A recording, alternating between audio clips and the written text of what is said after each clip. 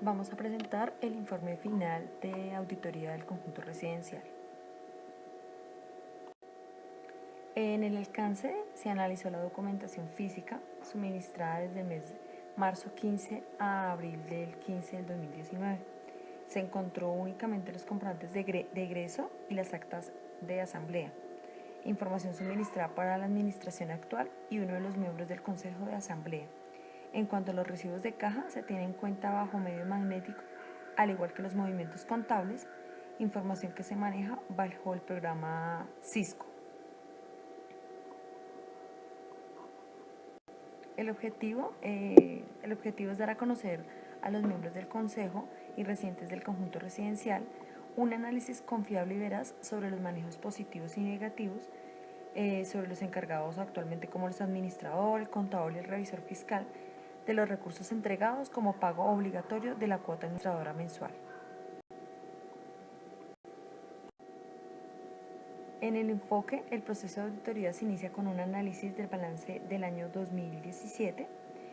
Con esto se pudo determinar que la información presentada coincide con la contabilidad del sistema, por lo cual se analizó el detalle de los movimientos auxiliares como cuentas por cobrar, las cuentas por pagar, caja, bancos, ingresos y gastos. Frente a los estados financieros del año 2017, que normalmente se pueden firmar en marzo del 2018, en este caso, se evidencia que la salida de la administradora, quien es responsable del periodo junto al revisor fiscal y el contador, entregan estos estados sin firma. A la fecha, los miembros del Consejo del 2018 se han contactado con las personas antes mencionadas, quien deben firmar los estados financieros como responsables. Esto con el fin de tomar las medidas disciplinarias frente al año auditado. Los hallazgos. En cuanto a los hallazgos, tenemos una calificación determinada, el valor dado al proceso auditado. Al final se hará un promedio con el total de las calificaciones para dar a conocer a los integrantes del Consejo del Conjunto Residencial una nota final mostrando la calificación general de la auditoría para así poder tomar decisiones respectivas a la acción frente a los responsables. En el hallazgo 1 se hizo el comparativo del presupuesto mensual del balance junto con los movimientos del programa contable. Entonces, para este periodo comprendido entre enero y septiembre del año 2017, no se analizan recibos de cajas físicos debido a que no se imprimían, lo cual no permite que al equipo de auditoría den un concepto más claro al no contar con un punto de comparación como en los años anteriores. Encontramos que el ingreso superó el presupuesto a corte de septiembre 30 del 2017 sin tener que utilizar excesivos ajustes para contabilizar el dinero como el año anterior. Durante este año se observa un mejor comportamiento en el control de los ingresos, pues se identifica fácilmente el movimiento auxiliar de bancos y disminuyen las cuentas pendientes por identificar. A continuación vamos a detallar los ingresos presupuestados y ejecutado con el fin de mostrar los ingresos extras y los que dejó de recibir el conjunto. Entonces, cuenta concepto presupuestado ejecutado a la diferencia. Entonces, aquí encontramos los intereses de mora, la sanción, los valores de parqueadero, los valores del salón comunal, la sanción reglamentaria. Entonces, pues se dejó una nota respecto a estos ingresos. No tenidos en cuenta en el presupuesto, existe una falencia, ya que en todos los años auditados se observan ingresos por estos conceptos y se debe tener en cuenta en el presupuesto, así sea por un mínimo valor.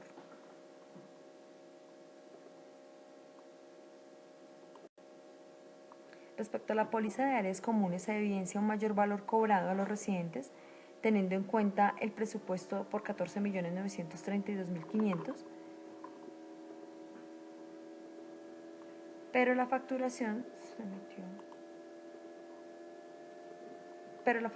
emitió por un mayor valor. Con esto, la cuota a los residentes debió haber sido cobrada por 41.050 pesos y se cobraron fueron 55.000 pesos, como registra el cobro hecho en el mes de abril.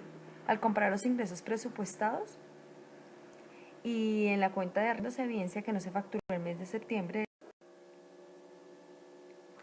Continuando con los egresos, encontramos, según en los anticipos, se evidencia que a la señora Marisol se le realizaron anticipos totales por 3.263.401, de los cuales se legalizaron solo 2.224.100, con corte a septiembre 30 del 2017, lo que significa que no fueron reportados 1.039.301.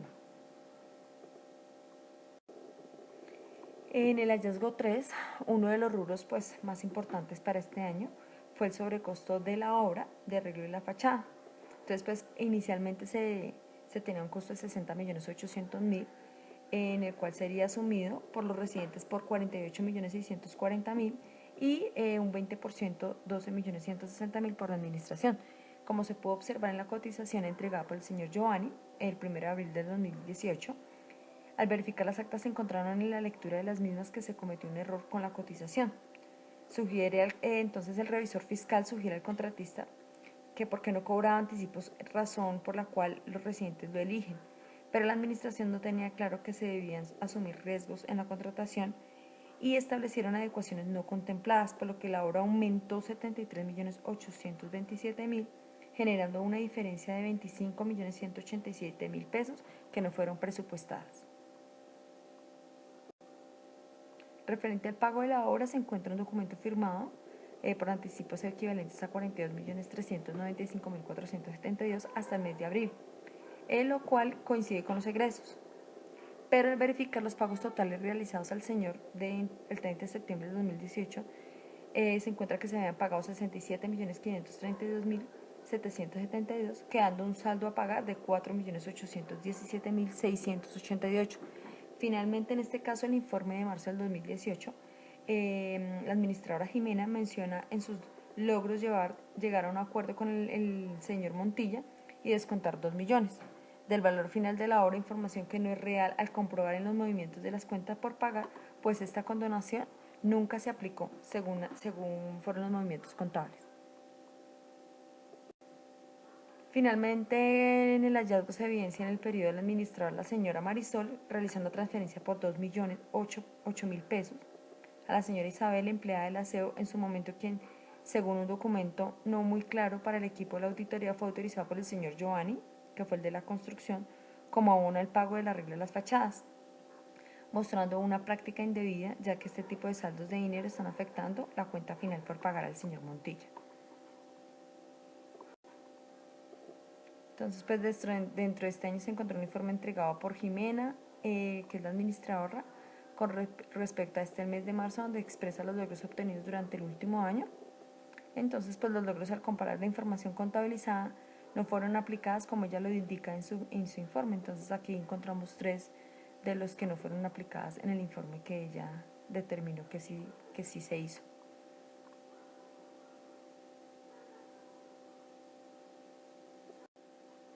Los reembolsos de caja pagados a Jimena, administradora, tuvieron un mal manejo, pues se anexan cuentas de cobro de otros terceros que debieron pagarse en comprantes independientes y se realizaron por cuantías menores soportándolos con recibos de caja.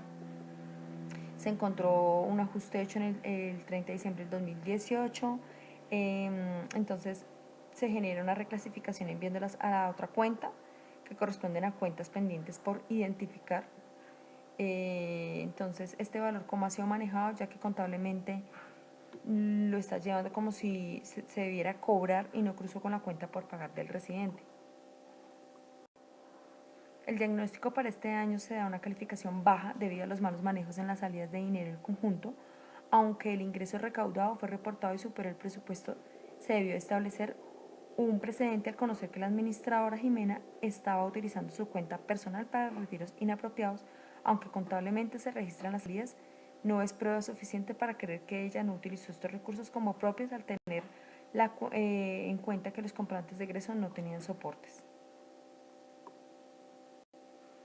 Adicional a esto y como reporte final se analiza que entre Jimena y la señora Marisol, administradoras de la época, se posesionaron del cargo de administración sin contar con la aprobación total de los miembros del consejo y no contaban con el perfil idóneo para asumir el cargo como administradoras de propiedad horizontal, ya que no tenían la preparación y experiencia necesaria como se evidencia en sus hojas de vida.